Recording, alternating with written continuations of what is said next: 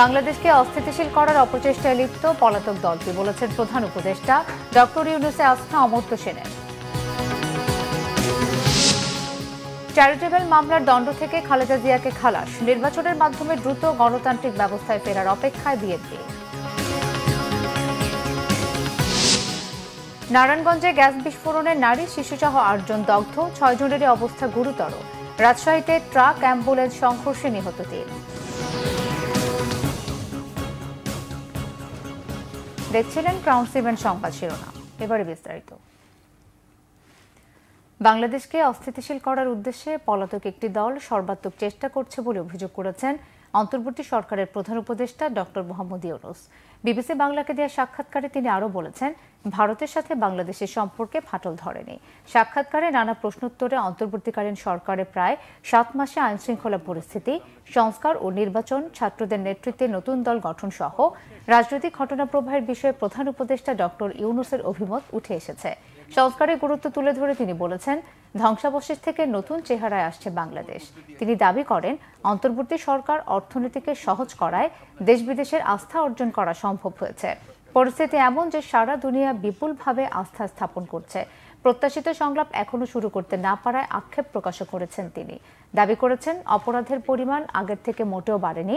অপরাধের বিরুদ্ধে কার্যকর ভূমিকা নিতে না পারার বিষয়টি নজরে আনা হলে ডক্টর ইউনূস বলেছেন, পুলিশের মধ্যে জেকে বসা ভয় দূর করে আস্থা ফেরাতে চেষ্টা অব্যাহত আছে। ঐক্যে ফাটলের অভিযোগ নাকচ করে তিনি দাবি করেছেন, এরকম কোনো ঘটনা ঘটেনি। ছাত্রদের নতুন রাজনৈতিক দল গঠনে সরকার কোনো সহায়তা করেনি।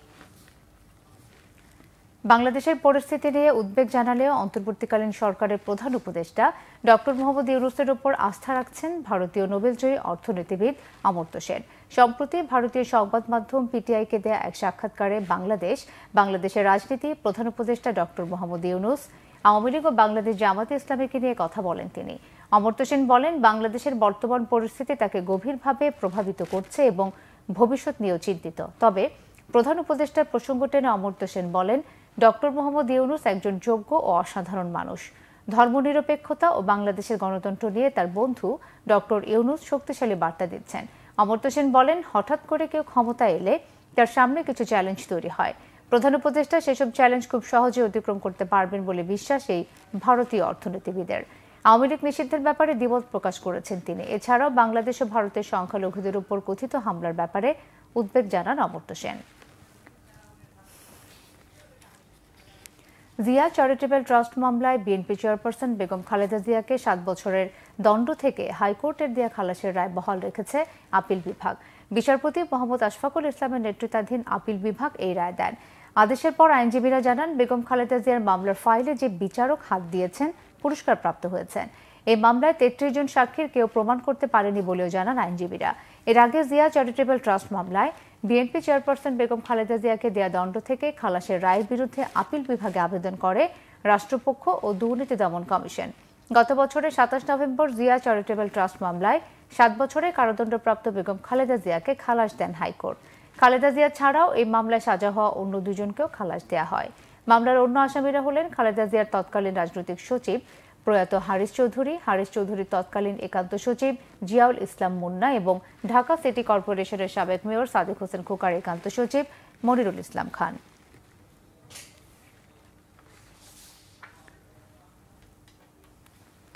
অন্তর্বর্তী সরকার নির্বাচনের রোডম্যাপ দিতে যত দেরি করবে দেশের তত ক্ষতি হবে বলে মনে করেন বিএনপির স্থায়ী কমিটির সদস্য আমির খসরু মাহমুদ চৌধুরী। গণতান্ত্রিক সরকার ছাড়া এক এক দিন যাচ্ছে এক একটি সমস্যা বাড়ছে বলেও তিনি মন্তব্য করেন। নির্বাচিত কর আইনজীবীদের সাথে নিয়ে বিএনপির প্রতিষ্ঠাতা শহীদ রাষ্ট্রপতি জিয়াউর রহমানের মাজার জিয়ারতের পর এসব কথা বলেন তিনি জানান, ছাত্রদের আরও রাজনৈতিক দল আসবে, সবার চিন্তা নিয়ে জনগণের কাছে যেতে হবে। নির্বাচনে পাশ করে সংসদে আসতে হবে। যে কেউ যে কোনো কিছু ভাবতেই পারে, তবে নির্বাচনে গিয়ে জনগণের কাছ থেকে ম্যান্ডেট নিতে হবে। বিএনপির এই নেতা বলেন, স্বৈরাচার বিতাড়িত হয়েছে, এখন দ্রুত গণতান্ত্রিক ব্যবস্থা ফিরিয়ে আনার অপেক্ষা করছে জনগণ। দ্রুত নির্বাচন ছাড়া সংকটের সমাধান সম্ভব নয় বলে মন্তব্য করেন আমির খসরু।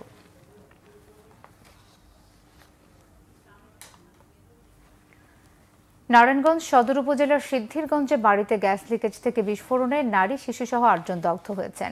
সোমবার ভোরে উপজেলার 2 নম্বর ঢাকেশ্বরী এলাকায় এই ঘটনা ঘটে। দগ্ধরা হলেন ওই এলাকার বাসিন্দা সাব্বির, মোহাম্মদ হান্নান, মোহাম্মদ সোহাগ, 1.5 বছরের সুমাইয়া, 3 বছরের জান্নাত, শিশু সামিয়া আক্তার, রূপালী বেগম ও লাকি বেগম। ফায়ার সার্ভিস ও সিভিল ডিফেন্স জানায়, একটি টিনশেড বাড়িতে গ্যাসের লিকেজ থেকে বিস্ফোরণ হলে নারী, শিশুসহ 8 জন দগ্ধ হয়। গুরুতর অবস্থায় তাদেরকে জাতীয় বার্ন অ্যান্ড প্লাস্টিক সার্জারি ইনস্টিটিউটে ভর্তি করা হয়েছে। গ্যাসের চুলার লিকেজ থেকে জমে থাকা গ্যাস বিস্ফোরণে এই ঘটনা হতে পারে বলে ধারণা করা হচ্ছে। চিকিৎসকরা জানান, দগ্ধ 8 জনের মধ্যে 6 জনেরই শ্বাসনালী পুড়ে গেছে। তাদের অবস্থা আশঙ্কাজনক। রাজশাহীর গোদাগাড়িতে ট্রাকের সঙ্গে একটি অ্যাম্বুলেন্সের সংঘর্ষে অ্যাম্বুলেন্সটির চালক সহ 3 জন নিহত হয়েছেন। আহত হয়েছেন আরও 3 জন। নিহতদের মধ্যে 2 জন নারীও রয়েছেন। ভোর 4টার দিকে রাজশাহী চাঁপাইনবাবগঞ্জ মহাসড়কে উপজেলার রাজাবাড়িহাট এলাকায় এই দুর্ঘটনা ঘটে। নিহতরা হলেন রাজশাহী নগরের হোসনিগঞ্জ এলাকার জাফর ইকবাল, গোদাগাড়ি উপজেলার ঠাকুর যৌবন গ্রামের সুন্দরী ও একই গ্রামের আদুরি। পুলিশ জানায়, রোগী নিয়ে অ্যাম্বুলেন্সটি গোদাগাড়ি থেকে রাজশাহী যাচ্ছিল। রাজবাড়ীতে টমেটো ভর্তি ট্রাকের সঙ্গে মুখোমুখি সংঘর্ষ হলে ঘটনাস্থলে 3 জন নিহত হন। নিহতদের লাশ উদ্ধার করে উপজেলা হাসপাতালে মর্গে এবং আহত 3 জনকে রাজশাহী মেডিকেল কলেজ হাসপাতালে ভর্তি করা হয়েছে। তাদের অবস্থা আশঙ্কাজনক বলে জানান চিকিৎসক। দেশের উদ্বেগজনক আইনশৃঙ্খলা পরিস্থিতি নারী উদ্যোক্তাদের অগ্রগতির পথে বড় বাধা বলে উল্লেখ করেছেন নারী উদ্যোক্তাদের সংগঠন ওয়েব সভাপতি নাসরিন আউয়াল মিন্টু। সেই সাথে ব্যাংক ঋণ সহজলভ্য করতে ব্যাংকারদের মানসিকতা বদলের তাগিদও দেন তিনি। রাজধানী গুলশান শুটিং ক্লাবে আগামী 6 মার্চ হতে যাওয়া 3 দিনের ট্রেড ফেয়ার ফর উইমেন উপলক্ষে এক সংবাদ সম্মেলনে তিনি এসব কথা জানান। নাসরিন আউয়াল জানান, পর্যাপ্ত ব্যাংক ঋণ সহ সরকারি নীতি সহায়তার অভাবে এখনও হোঁচট খাচ্ছেন উদ্যোক্তারা। ঢাকা ব্যাংকের উপব্যবস্থাপনা পরিচালক শেখ আব্দুল বাকির জানান, এসিবি খাতে নারীদের অবদান 40% বেশি। উদ্যোক্তাদের আর্থিক সক্ষমতা বাড়াতে তার ব্যাংক নারীদের পাশে থাকবে বলেও আশ্বস্ত করেন তিনি। ওয়েব নেতারা জানান, অনলাইনে ব্যবসার কল্যাণে উদ্যোক্তার সংখ্যা বহুগুণ বাড়লেও সুযোগ সুবিধা বাড়েনি। সেই চিন্তা থেকে উদ্যোক্তাদের দক্ষতা, সৃজনশীলতা ও অর্থনৈতিক ক্ষমতায়নের লক্ষ্যে আন্তর্জাতিক মেলার আয়োজন। মেলায় সার্কভুক্ত দেশ ছাড়াও বিভিন্ন দেশের 60টিরও বেশি স্টল অংশ নিচ্ছে। একটি কারখানায় নারী শ্রমিকের আত্মহত্যার জেরে গাজীপুরের ভোগড়া বাইপাস এলাকায় মহাসড়ক আটকে বিক্ষোভ করেছে পোশাক শ্রমিকরা। আগুন দেওয়া হয়েছে কয়েকটি গাড়িতে। প্যানোরামা অ্যাপারেলস কারখানায় এ শ্রমিক অসন্তোষ হয়। ঢাকা ময়মনসিংহ মহাসড়ক প্রায় 1.5 ঘন্টা অবরোধ করে রাখে তারা। রবিবার ওই কারখানার এক শ্রমিক ছাদ থেকে লাফ দিয়ে আত্মহত্যা করে। এই ঘটনার জেরে সকালে বিক্ষুব্ধ শ্রমিকরা কারখানায় এসে কাজ বন্ধ করে মহাসড়কে অবস্থান নেয়। তারা কারখানার একটি মিনি ট্রাক ও বেশ কয়েকটি মোটরসাইকেলে আগুন ধরিয়ে দেয়। শিল্প পুলিশ পরিস্থিতি নিয়ন্ত্রণ করে। গাজীপুর শিল্প পুলিশের পুলিশ সুপার AKM জহিরুল ইসলাম জানান, পরিস্থিতি বিবেচনায় আশেপাশের 6 থেকে 7টি কারখানা ছুটি ঘোষণা করেছে কর্তৃপক্ষ। যানজটের নগরীতে চলার পথে সময় হলে রাস্তায় ইফতার সারেন ধর্মপ্রাণ রোজাদাররা, যেখানে পানি আর খেজুরি মূল উপাদান। অনেকে যানজটের কথা চিন্তা করে প্রস্তুতি নিয়ে রাখেন ইফতারের। বিস্তারিত মামুন আব্দুল্লাহ রিপোর্টে। একের পর এক ছুটে চলছে বাহন। আরোহীদের উদ্দেশ্য অন্তত বাসায় গিয়ে পরিবার পরিজনের সঙ্গে ইফতার করা। তবে যানজটের এই মহানগরীতে নিজের মতো চলার কোনো সুযোগ নেই। গাড়ির চাপ থাকায় রাস্তাই হয়ে যায় ইফতারের সময়। অপরিকল্পিত নগরীতে বিষয়টিকে স্বাভাবিকভাবেই নিতে শিখে গেছেন চলতি পথের যাত্রীরা। তাই তো অনেকে কিছুটা প্রস্তুতি নিয়েই বেরিয়েছেন। গাড়ির মধ্যে ইফতার টাইম হলে আপনার পানি এক গ্লাস খাইলে এয়ারপোর্ট গিয়ে আমরা ইফতার করি, এছাড়া তো কোনো ব্যবস্থা নেই। ইফতারের সময় হলে যেখানে সাইড করে যে কোনো একটা দোকানে ঢুকে যাবো। রাস্তায় যে কোনো একখানে দাঁড়িয়ে পানি খাইলাম, তারপরে বাসায় যায় আর কি ইফতার করবো। রাস্তা কিনে ইফতার করি, গাড়িতে বসে এক জায়গায় বসে দেখা করে ইফতার করি। যাদের আগাম প্রস্তুতি নেই তাদের ভরসা পানিতেই। দূরপথের যাত্রীদের প্রস্তুতি ভিন্ন। চেষ্টায় থাকে বাসায় গিয়ে ইফতার করার জন্য আর কি, মানে সর্বাত্মক চেষ্টা থাকে আর কি। আর না হলে তো পথে হয়তো কোনো পানি বা কুরমা সাথে নিয়ে চলে যাওয়া হয় আর কি। আমি অফিস থেকে বের হওয়ার সময় একটা পানি নিয়ে বেরোইছি, এছাড়া আসলে আমার হাতে আর কোনো অপশন নেই। ইফতার আর কি করতে হবে, স্বাভাবিকভাবে একটা পানি কিনা আগে রোজা ভাঙতে হবে, কিছু করার নাই তো। ইফতারের আগে বাড়ি ফেরা যেহেতু অনিশ্চিত, তাই রাস্তার পাশে বিভিন্ন পয়েন্টে পথচারীদের জন্য বিশুদ্ধ পানি রাখার পরামর্শ সচেতন যাত্রীদের। সরকারের পক্ষ থেকে যদি রাস্তায় অ্যাটলিস্ট পানির ব্যবস্থাটা করা যেত বেটার হতো। বাংলাদেশ 92% মুসলমানের দেশ। ইফতার করবো ওরকম ভালো একটু পানি নাই। এখন যদি সরকার যদি এটার নেয় যে একটু সবার প্রত্যেকটা গাড়িতে 1 বোতল করে অন্তত পানি দেয়, অন্য বাদই থাক, এটা তো দেয় না। পানির ব্যবস্থা করলে তো ভালো হতো, রোজার মাসের জন্য সবার জন্য একটু সুবিধা হতো। পানি বা 2টা খেজুর, হালকা একটু নাস্তা তাহলে হলো এনাফ। পথচারীরা যেন সময় মতো পরিবারের সাথে ইফতার করতে পারে সেজন্য নিরলস কাজ করে যাচ্ছেন ট্রাফিক পুলিশের সদস্যরাও। মামুন আব্দুল্লাহ, বাংলা ভিশন, ঢাকা। চকবাজারের ঐতিহ্যবাহী এই ইফতার কিনতে রাজধানীর বিভিন্ন এলাকা থেকে ছুটে আসেন অগণিত মানুষ। এবারের ব্যতিক্রম হয়নি, চকবাজার ঘুরে আরো জানাচ্ছেন ফজলে রাব্বি। চকবাজারের এই ইফতার বিক্রির রেওয়াজ 300 বছরের। 1676 খ্রিস্টাব্দে মুঘল সুবেদার শায়েস্তা খান চকবাজারে নির্মাণ করেন শাহী মসজিদ। তখন থেকেই প্রতি রমজান মাসে বসত ইফতারের বাজার। সেই রেওয়াজ চলমান আজও। প্রথম রোজা থেকেই জমে উঠেছে পুরান ঢাকার এই ইফতার বাজার। এক এক দোকানে এক এক ধরনের বৈশিষ্ট্যের ইফতার সমারোহ এখানে। সুতি কাবাব, কাঠি কাবাব, চালি কাবাব, টিকা কাবাব, আপনার শাকফুলুরি, পাকোড়া, পেঁয়াজু, আলু চপ, আরো আইটেম আছে, সিঙ্গার, সমুচা। 12 পদের 12 আইটেমের সঙ্গে 12 ধরনের মশলা মিশিয়ে তৈরি বড় বাপের পোলাই খাই বিক্রি হচ্ছে প্রতি কেজি 800 টাকায়। আছে শিকের ভারী কাবাব, পনির, কোয়েল পাখির রোস্ট, খাসির রান সহ বিভিন্ন ইফতার সামগ্রী। तारे आबार खीका और बारे मसाला जो भी नहीं खाएगा वो भी फंसताएगा। ये है शेख चूरा का भरता, एटार नाम बड़ बापेर पोलाई खाय। বড় বাপের বড় পোলাই খায়, ঠোঙ্গা বইরা লিয়া যায়। সে 78 বছর আগের পুরানো ঐতিহ্য খাবার বড় বাপের পোলাই খায়। খাসির লেগ রোস্ট আছে, মুরগির বারবিকিউ, আনাম চিকেন আছে, তারপর হচ্ছে সাসলিক। চকবাজার আইছেন, বিভিন্ন আইটেম ইফতারি কিনছেন, তার সাথে যদি একটা জিলিপি হয় মজা লাগে। ইফতার তৈরির উপকরণের দাম বেড়েছে, তাই গত বছরের তুলনায় এবছরও সব আইটেমের দাম বেড়েছে। যদিও বেশ কিছু খাবারের স্বাদ নিয়ে ক্রেতাদের মধ্যে আছে মিশ্র প্রতিক্রিয়া। পূর্বপুরুষ আমার দাদা, আমার বাবারা এখান থেকে ইফতারি নিয়ে যেত, আমার দাদি মারা বসে থাকতেন ইফতারি খাওয়ার জন্য। তো তার ধারাবাহিক হিসাবে আমরাও প্রতি বছর এখান থেকে ইফতারি নিয়ে যাই। বড় বাপের পোলা, তারপর আপনার মুরগির রোস্ট, কাবাব রয়েছে।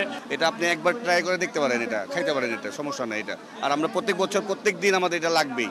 এখান থেকে যে ইফতারিটা নিলে মুখে স্বাদটা বেশি লাগে, ইন্টারেস্টটা বেশি লাগে। অনেক দূর থেকে এসেছি ট্রাই করার জন্য, প্রত্যেক বছরই ট্রাই করে থাকি। আর স্বাদ যদি বলি আলহামদুলিল্লাহ। যদি আপনি মিনিমাইজ করেন, এটার টেস্ট বলতে ফলাফল শূন্য, নো টেস্ট, জাস্ট নামে চলতেছে। রকমারি ইফতারের ঐতিহ্যবাহী এই আয়োজনে গর্বিত পুরান ঢাকার মানুষ।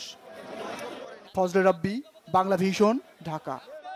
ভিন্নধর্মী ঈদ কালেকশন আর বিশেষ অফারের সাথে ঈদের কেনাকাটা জমে উঠেছে সারা লাইফস্টাইলের আউটলেটগুলোতে। আকর্ষণীয় ডিজাইনের বিশেষ ঈদ কালেকশন শেষ হওয়ার আগেই প্রিয় মানুষের জন্য পছন্দের পোশাকটি নিতে চান ক্রেতারা। ঈদের আনন্দে বাড়তি মাত্রা যোগ করে নতুন পোশাক। তাই বাহারি সংগ্রহের ভিড়ে নিজের ও পরিবারের সদস্যদের জন্য পছন্দের পোশাক সংগ্রহে রাজধানীর পোশাকের শোরুমগুলোতে শুরু হয়েছে ক্রেতাদের আনাগোনা। ঈদ উপলক্ষে দেশের স্বনামধন্য ব্র্যান্ড সারা লাইফস্টাইলের আউটলেটগুলোও সেজেছে উৎসবের সাজে। বিভিন্ন বয়সের নারী, পুরুষ কিংবা শিশু সবার পছন্দের কথা মাথায় রেখে ঈদ কালেকশন নিয়ে এসেছে প্রতিষ্ঠানটি। ক্রেতারা বলছেন, আকর্ষণীয় ডিজাইনের পোশাকের সংগ্রহ শেষ হওয়ার আগেই প্রিয়জনের জন্য ঈদের পোশাক কিনতে চান তারা। সেই সাথে ভিড় এড়িয়ে হাতে সময় নিয়ে কেনাকাটা করতেই ছুটে এসেছেন ঈদের অনেক আগে। ঈদের ড্রেস কিনতে এসেছি আমার মার সাথে, আব্বুর সাথে, আর ভাইয়ের সাথে, আর আমার ছোট বোনের সাথে। বাচ্চাদের জন্য আসলে বাচ্চাদের ড্রেস দেখা হচ্ছে। আজকে আমার মার সাথে এসেছি ঈদের ড্রেস কিনতে। যেহেতু রোজার মাস, সিয়াম সাধনার মাস, নামাজ পড়তেও ঝামেলা হয়, তারাবি পড়তে হলে তখন দেখা গেল শপিংয়ের জন্য একটা ঝামেলা। সব কিছু মিলার কালেকশনের একটা বিষয় আছে, যেহেতু হয়তো যত দিন যাবে তত প্রোডাক্টের তো কোয়ালিটি চেঞ্জ আসে, সেই কারণে জাস্ট আসা। আগেই চলে আসি ভিড়টাকে এড়ানোর জন্য এবং ভালো কাপড় যেন পছন্দ করা যায়, সেই ক্ষেত্রে আগে চলে আসার চেষ্টা করি। আমি জামা কিনতে আনছি। ঈদ উপলক্ষে ক্রেতাদের জন্য বিশেষ কালেকশনের পাশাপাশি বেশ কিছু অফারও রয়েছে সারার আউটলেটগুলোতে। 4000 টাকার বেশি কেনাকাটা করলে রয়েছে রয়্যাল এনফিল্ড মোটরসাইকেল জেতার সুযোগ। সারা অলমোস্ট সবার কাছে পপুলার খুব, তো কাস্টমার চাচ্ছে যে আগে আসে শপিং এবং পছন্দের জিনিসপত্র নিয়ে যেতে, কারণ একদম লাস্ট মোমেন্টে একদম মাঝখানে বরাবর অনেক বেশি রাশ থাকে, তো কাস্টমার অনেক ক্ষেত্রে অনেক কিছু অ্যাভেলেবেল, তো অনেকেই চাচ্ছে এখন আগে থেকেই নিয়ে নিতে, কারণ একদম মাসের শুরু থেকে শুরু তো মাসটাও, যার কারণে কাস্টমার খুব উৎসাহ নিয়ে আসতেছে। আর আমাদের অনেক নিউ কালেকশন অলরেডি ঈদের সব কালেকশন চলে আসছে, তো হ্যাঁ যারা 4000 টাকার উপরে পারচেস করে তাদের আমরা 3টা পর দিচ্ছি। এর মধ্যে সব মেইন আকর্ষণ হচ্ছে রয়্যাল এনফিল্ড।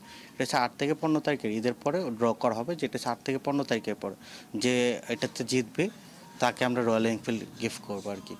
ঈদ আনন্দ ভাগাভাগি করে নিতে সারার ঈদ কালেকশনগুলো ক্রেতাদের পছন্দের শীর্ষে জায়গা করে নেবে, এমনটাই প্রত্যাশা প্রতিষ্ঠানটির। নাবিল জাহাঙ্গীর, বাংলা ভিশন, ঢাকা। এই ছিল এখনকার মতো। পরের সংবাদ বিকেল 4টায়, এর আগে 3টা নিউজ টপ 10। ধন্যবাদ।